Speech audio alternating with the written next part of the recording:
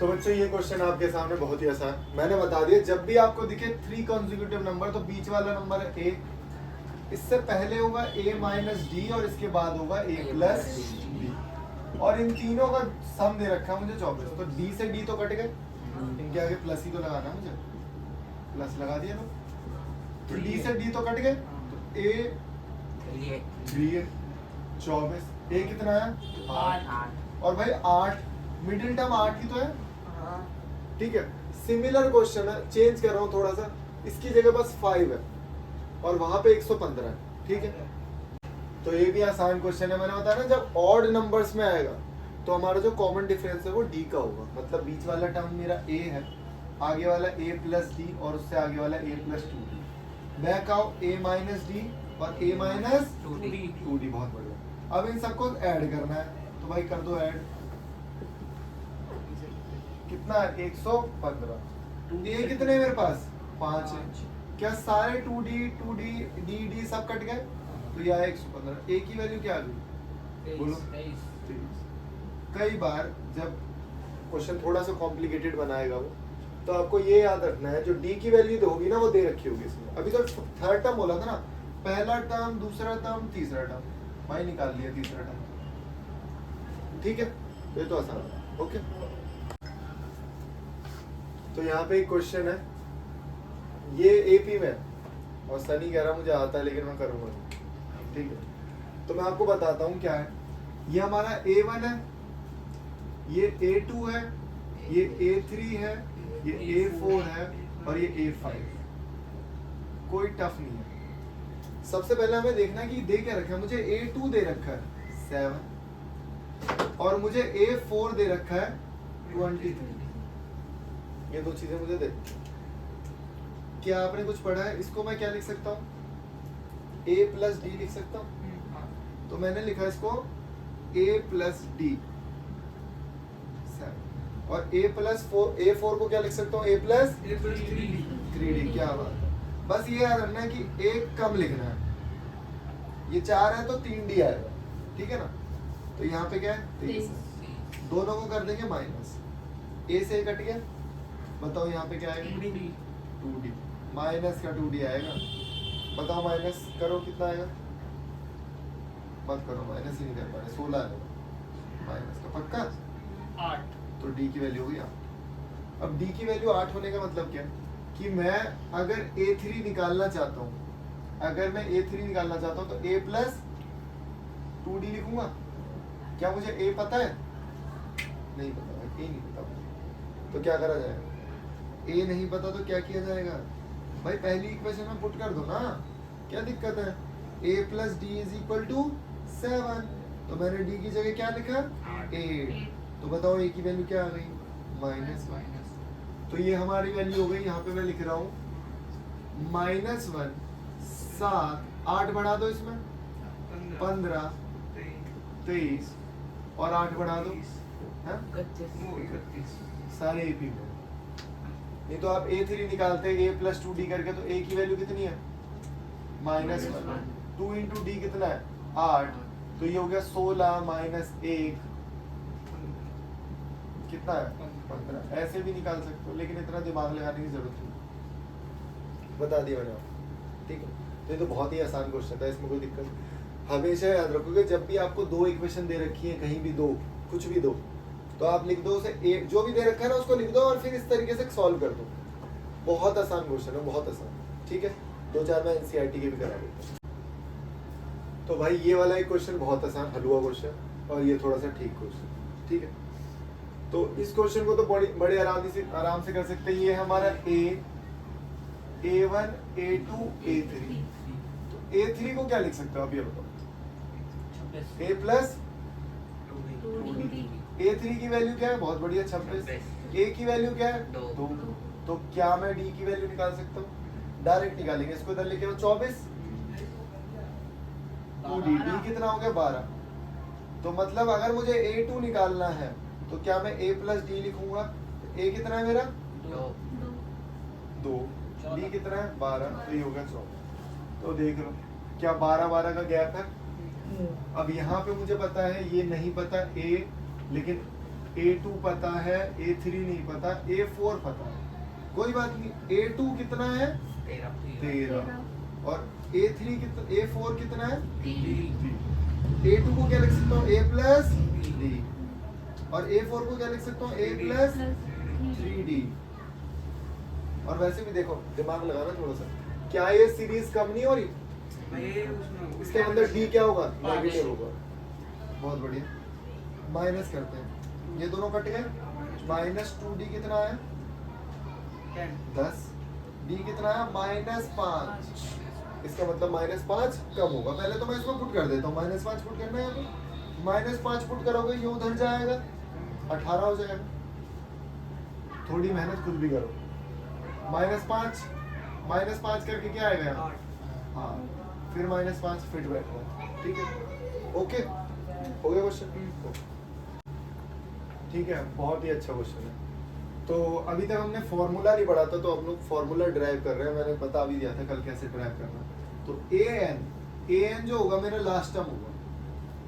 Last term मान लो, finding term मान लो, जो भी आपको टर्म निकालना है वो वाला टर्म, A1, A10, A20 कुछ भी हो सकता है जो हमें निकालना है। और यहाँ पे A हमारा फर्स्ट टर्म है, n-1 D। D हमें पता है कॉमन डिफरेंस है, इतनी देर से कर रहे हैं तो पता ही। ओके, और ये क्या है हमारा? First term.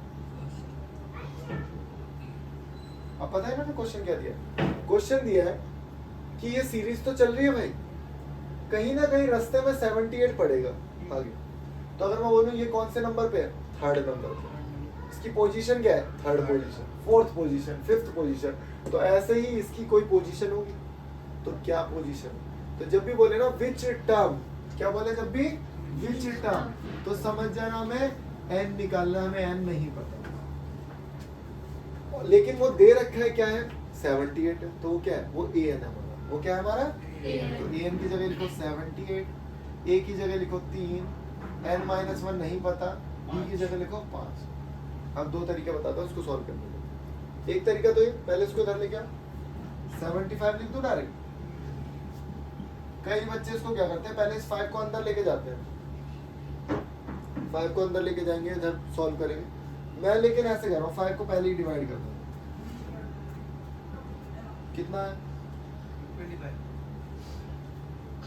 15 आ रहा है, वैसे ही नहीं उतर रहे तुम्हारे। n की वैल्यू क्या हो गई? 16। बस n ही निकालना था, ठीक है, हो गया। इस टर्म मतलब 16वां टर्म है। ऐसे ऐसे जाएंगे तो ये 16वां टर्म है, 60th टर्म है, 16वां टर्म है, 70th, ठीक है। क्वेश्चन, पहले तो क्वेश्चन देख के ना घबराना नहीं है। आपको 15 मिनट पहले पेपर मिलता है ना, तो उसका मतलब यही है कि आप उसे पढ़ लो पहले, जो अच्छे से आते हैं उसको टिक लगा लो। क्वेश्चन हमेशा 2 से 3 बार पढ़ना है, तब आपको समझ में आएगा। वो समझ में आया? इट डजंट मैटर वो कोई से सब्जेक्ट का हो, क्योंकि कुछ एक बार में चीजें नहीं समझ में आती कई बार। अगर हमने पढ़ा हुआ है तो एक बार में आ जाएगा, क्योंकि हम पहले पढ़ चुके हैं। और नया क्वेश्चन आ गया तो हम पहली बार पढ़ रहे हैं तो नहीं समझ में आएगा, तो उसे 2-3 बार पढ़ोगे तब आपको पता लग जाएगा। तो यहाँ पे देखो एपी में कितने टर्म है टोटल? 50 टर्म। और उसका तीसरा टर्म कितना है?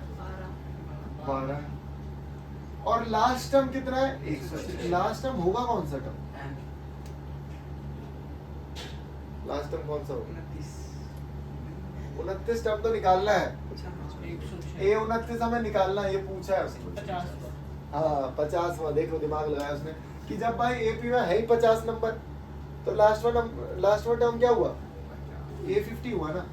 क्वेश्चन खत्म। इसको क्या लिखूंगा? A plus 2D।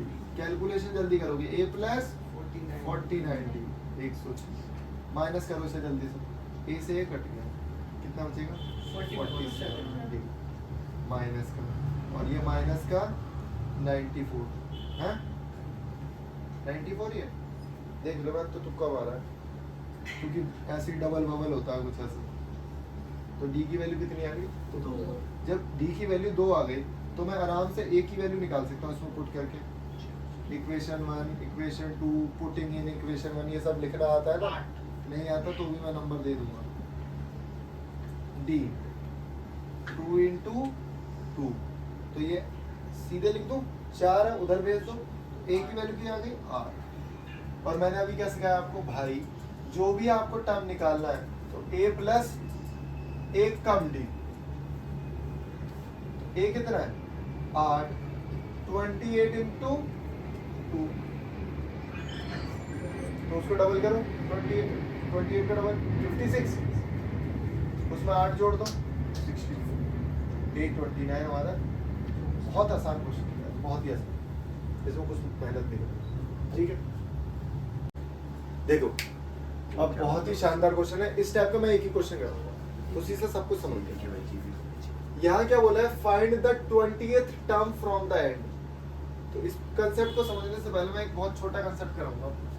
मैंने गिनती लिखी 1 2 3 डॉट डॉट डॉट 100 तक, और मैंने एक बहुत छोटा सवाल पूछा आपसे कि पीछे से पांचवा टर्म कौन सा होगा, है ना 96। हाँ, कोई कह रहा 95, कोई कह रहा 96। तो पीछे से तुझे कैसे पता? ये पीछे से पांचवें टर्म पे तो 96 आ रहा है। हाँ, तो उसने लेकिन 95 बोला है। तो 6th टर्म पे आ रहा है। देखो 1 2 3 4 5, लेकिन सब बच्चे वही बोलते हैं जो सनी ने बोला 95। हाँ ठीक है, तो वो इधर से माइनस करते हैं 5 और 95 को, लेकिन हमें पहला दूसरा तीसरा चौथा 5। अब यार 20वां पूछा है और सीरीज भी एट पटीसी है, ऐसे थोड़ी बैक करता रहूंगा मैं। तो इसको लिखने का तरीका क्या है, इस क्वेश्चन को करने का बहुत आसान तरीका है। बुक में 2 तरीके दे रखे हैं आपको, एक ऑल्टरनेट तरीका दे रखा है और एक सिंपल तरीका, बेसिक तरीका जो बहुत लेंथी है। इसको करने से पहले बस कोई मुझे ये बता सकता है, ध्यान से देखना, 3 के बाद क्या है 8, 5 का गैप है ना, इसके बाद 5 क्या इससे पहले क्या नंबर आएगा, कोई मुझे बता सकता है इससे पहले? 48 नहीं 248। बहुत बढ़िया, बस मैं यही सुनना चाहता हूँ। अगर मुझे बोला है कि पीछे से निकालने हैं सीरीज का 20th टर्म, तो मैं सीरीज को क्या कर दूंगा, उल्टा ही कर दूंगा। तो यहाँ मैं लिखूंगा 253 248 डॉट डॉट डॉट, यहाँ पे मिलेगा मुझे 3। अभी क्या किया मैंने, सीरीज को उल्टा कर दिया। अब मुझे पीछे से ही निकालना ना, मतलब यहीं से तो निकालना है, तो A20 निकालना है, तो A प्लस 19D। A की वैल्यू क्या है 250, 19 D की वैल्यू क्या है, अब दिमाग, हाँ मुझे पता था 5 बोलोगे, लेकिन नहीं बेटा -5, क्योंकि A निकालते हैं हम A2 माइनस A1, और वैसे भी मैंने तुम्हें 50 बार बता रखा है बेटा, सीरीज डिक्रीजिंग है ना, तो D माइनस में होगा। तो 248 माइनस 253 आएगा -5, तो यहाँ लिखूंगा -5, ये हो जाएगा हमारा 95। माइनस करना, इसमें से 100 माइनस करना, 100 माइनस करो, 153 5 जोड़ दो, तो 828 कितना हो गया, ठीक है, आसान क्वेश्चन है। तो फ्रॉम द एंड जब भी पूछेगा तो क्या करोगे, सीरीज को उल्टा करोगे। उल्टा कैसे करोगे, पहले तो ये वाला टर्म भी निकालना पड़ेगा और फिर उल्टा करना, ताकि A1 A2 हमें पता हो गया क्वेश्चन आसान, ठीक है। अब देखो बहुत ही शानदार कंसेप्ट है, बहुत ही शानदार। क्या ये सीरीज आपको कम होती हुई दिख रही है? ये मैंने गलत लिख दिया क्या, 121 है, वही तो मैं लिखूंगा 121, ये कम हुआ फिर और कम हुआ, ये कम होता जाएगा और कहीं ना कहीं हमें नेगेटिव टर्म मिलना शुरू हो जाएंगे। डी नेगेटिव है तो कहीं ना कहीं मुझे 0 भी मिलेगा। अब कई बार पता है क्या होता है, कई बार 0 मिलते ही नहीं। अब मान लो मैंने यही टर्म ले लिया, अब आपको लगता है कि इसमें 0 मिलेगा या नहीं मिलेगा? सारे नंबर्स में 0 नहीं मिलेगा। मैं एक सीरीज लिख रहा हूँ ध्यान से, 8 के बाद 5 के बाद बताओ 3 का गैप है, क्या आएगा अगला टर्म? 2। उसके बाद क्या है? -1। बहुत ही शानदार भाई, बहुत ही बढ़िया। क्या बीच में रास्ते में 0 मिला मुझे? नहीं मिला, ठीक है, इसमें भी -1 है, हो सकता है। तो हम कैसे करेंगे इस क्वेश्चन को सॉल्व? मान लो यही क्वेश्चन है, पहले मैं सिखा दूं फिर करूंगा। यही क्वेश्चन है और मैंने पूछा कि बताओ पहला नेगेटिव टर्म कौन सा होगा? अरे यहाँ तो पता है ना तुम्हें यार, यहाँ तो पता है तुम्हें, ठीक है, यही दे रखा है तुम्हें। अभी देख लो ध्यान से, मैं बता रहा हूँ सॉल्व कैसे करना। तो an मैंने लिया a प्लस n-1, और तुम्हें पता है ये अगर पॉजिटिव नंबर चल रहे हैं और नेगेटिव में जाऊंगा तो बीच में कहीं जीरो तो होगा। अरे नेगेटिव और पॉजिटिव के बीच में एक बैरियर होता है ना जीरो का, भले ही वो नंबर पढ़े ना पढ़े, वो नंबर मैं ले लूंगा जीरो हो। क्या नंबर? जीरो। ए की वैल्यू क्या है भाई? 11। एन की वैल्यू नहीं पता, डी की वैल्यू बताना। -3। 11 इसको अंदर भेजो, -3n + 3 कितना हो गया? 14। 14 को उधर भेज दो। 3n = 14, n = 14/3। बताना क्या आएगा? पॉइंट में कुछ भी आएगा तो 4 पॉइंट कुछ करके आएगा। 4.5 ले लेते हैं हम लोग, नहीं 4.5 ले, हाँ 2 बचेगा ना, 4.6 है। तो इसका मतलब जीरो कहीं ला ही नहीं कर रहा, जीरो कहीं पढ़ ही नहीं रहा, पॉइंट में आ रहा है ना। पॉइंट में हो सकता है कभी आप लोग लाइन में खड़े हो, मैं पूछूं 1.5वें नंबर पे कौन खड़ा है, 3.5 नंबर पे कौन खड़ा है, ऐसा हो सकता है क्लियर? तो एन हमेशा हमारा क्या होगा? रियल नंबर, मतलब वो होगा नेचुरल नंबर होगा, पॉइंट में नहीं आएगा कभी। हाँ तो एन हमारा क्या आ रहा है यहाँ पे? पॉइंट में। तो इसका मतलब इससे बड़ी वाली वैल्यू, कौन सी बड़ी वैल्यू? 5वां टर्म। कौन सा टर्म होगा इससे बड़ी? कौन सी है? 5वां टर्म। तो A5 जो होगा वो मेरा फर्स्ट नेगेटिव टर्म होगा। A5 निकालने के लिए क्या करेंगे भाई? A + 4D। A कितना है? 11। 4D कितना है? -3। क्या मैं 11 - 12 -1 लिख सकता हूँ? क्या यही निकाला था हमने? तो पहले तो बोलेंगे कि फिफ्थ टर्म है, यहाँ पर बोला ना विच टर्म, तो मैं बोलूंगा फिफ्थ टर्म है। और अगर पूछेंगे फर्स्ट नेगेटिव टर्म कौन सा है, तो वो बताना पड़ेगा कि हाँ भाई फर्स्ट नेगेटिव टर्म -1 है। तो दोनों चीजें बतानी है, ठीक है। तो सेम क्वेश्चन है, एक बार ट्राई करो। तो ठीक है, यहाँ पे an formula a + n - 1d। an कितना है? 0। जब भी फर्स्ट नेगेटिव टर्म पूछेगा तो an 0 ले लेंगे। a कितना है भाई?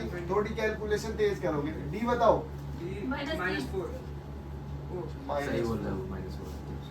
121 माइनस को अंदर भेजो, -4n + 4, तो क्या ये 125 हो गया?